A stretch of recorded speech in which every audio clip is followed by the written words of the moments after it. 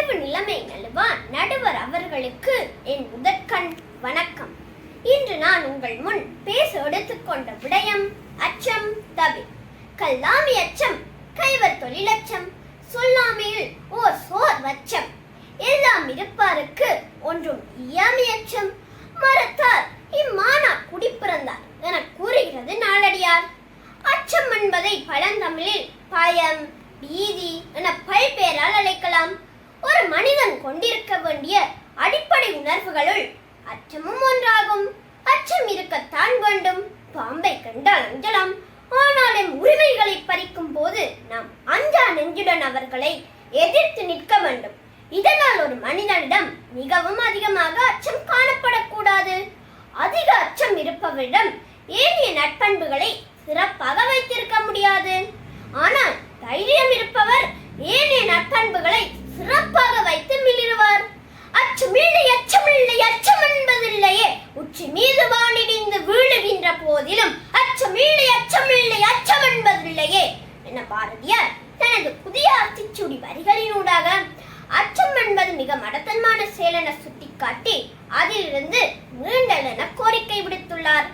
அதாவது எதற்கெடுத்தாலும் பயப்படக்கூடாது, தீயன கண்டு அஞ்சுவதும் கூடாது, தேவை இல்லாத அச்சத்தை விடுமாறும் வலியுறுத்தியுள்ளார். இவ்வச்சத்தை வென்ற காந்தி மகாத்மானார். நீல் ஆம்ஸ்ட்ராங் நிலவில் காலடி வைத்தார். இவை யாவும் நமக்கு படிப்புனையே. வெற்றி பெற விடாமல் நம்மை தடுப்பது தோல்வியடைந்து விடுவோமோ என்ற பயம் என்று கூறுகிறார் வில்லியம் ஷேக்ஸ்பியர். வாகனத்தில் பயணம் செய்யும் போது விபத்து குறித்த பயத்தில் பட்டியை போட்டுக் கொள்வது எச்சரிக்கை உணர்வு. இதே விபத்து குறித்த பயத்தில் வாகனத்தையே புறக்கணித்து விடுவது கோழைத்தனம். இது வேண்டத்தகாது. அச்சத்தினால் தினம் தினம் செத்து பிழைப்பதை விட ஒரே நாளில் மடிவதே மேல். வாழ்க்கை பயந்தாங்கொள்ளிகளின் கைகளில் எப்போதும் பதக்கங்கள் கிடைப்பதில்லை. ஏன்? பயமே எதிரி. அச்சம் என்பது மடமையடா, அஞ்சாமை திராவிடர் உடமையடா என கவிஞர் கண்ணதாசன் கூட தனது கவி வரிகளினூடாக அச்சம் என்பது மிகவும் மடத்தனமான செயல் என சுட்டிக்காட்டி அதிலிருந்து மீண்டல் எனவே கோரிக்கை விடுத்துள்ளார்.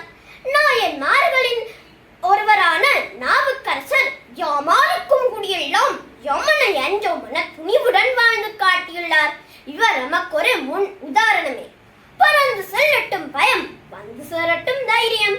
பணம் கூட பத்தும் செய்யும், ஆனால் பயம் ஒன்று மட்டும் தான் செய்யும். இது வாழ்க்கை இருட்டாக்கும். பயம் உள்ளவரின் வாழ்க்கை இடிக்கும், தைரியம் உள்ளவரின் வாழ்க்கை சுடர் விட்டறியும். மகாபாரதத்தில் அர்ஜுனன் அச்சப்படும் போது கிருஷ்ணன் அறிவுரை கூறி தெளிய வைத்தார். ராமாயணத்தில் ராமன் அச்சப்படும் போது மகா வசிட்ட முனிவர் அறிவுரை கூறி தெளிய வைத்தார்.